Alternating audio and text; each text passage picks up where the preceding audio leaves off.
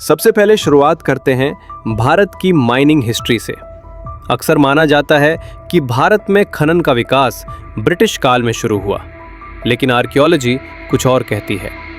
राजस्थान की Khetri copper belt में ASI और जियोलॉजिकल सर्वेज ने 3000 BCE से भी पुराने कॉपर माइनिंग और स्मेल्टिंग के प्रमाण खोजे हैं। यहाँ स्लैग हीप्स, फर्नेस रिमेन्स और स्टोन टूल्स मिले हैं, जो बताते हैं कि भारत में ऑर्गेनाइज्ड कॉपर एक्सट्रैक्शन हजारों साल पहले हो रही थी। मतलब साफ है, जब दुनिया स्टोन एज में थी, भारत मेटलर्जी समझ चुका था।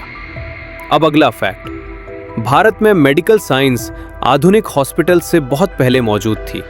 पाकिस्तान के मेहरगढ़ साइट से ऐसी ह्यूमन स्कल्स मिली हैं जिनमें ट्रेपनेशन सर्जरी के क्लियर एविडेंस हैं।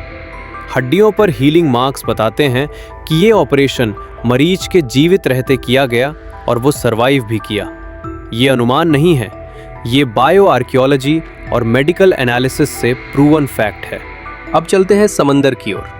गुजरात का लोथल डॉकयार्ड दुनिया के सबसे प्राचीन नोन डॉकयार्ड्स में से एक है। ASI एक्सकवेशंस ने tidal lock system, warehouse structures और मैरीटाइम ट्रेड सील्स खोजे हैं।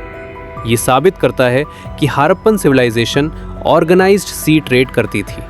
मतलब भारत सिर्फ ज़मीन पर नहीं, समंदर में भी आगे था। अब एक ऐसा फैक्ट जो बहुत कम लोग जानते हैं, हड़प्पन सिविलाइजेशन में लिखावट से पहले ही स्टैंडर्डाइज्ड मेजरमेंट सिस्टम मौजूद था।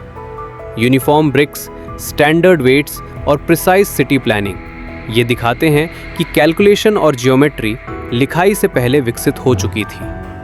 अब आते हैं अर्थक्वेक साइंस पर। गुजरात का धोलावीरा एक ऐसा एंशिएंट सिटी है जो अर्थक्वेक रेजिस्टेंट डिज़ाइन पर बना था। Flexible stone joints, shock absorbing layouts और स्ट्रक्चरल प्लानिंग आज के इंजीनियर्स को भी हैरान करती है। अब पानी की बात। धोलावीरा में मिला इंडिया का सबसे पुराना वाटर हार्वेस्टिंग सिस्टम।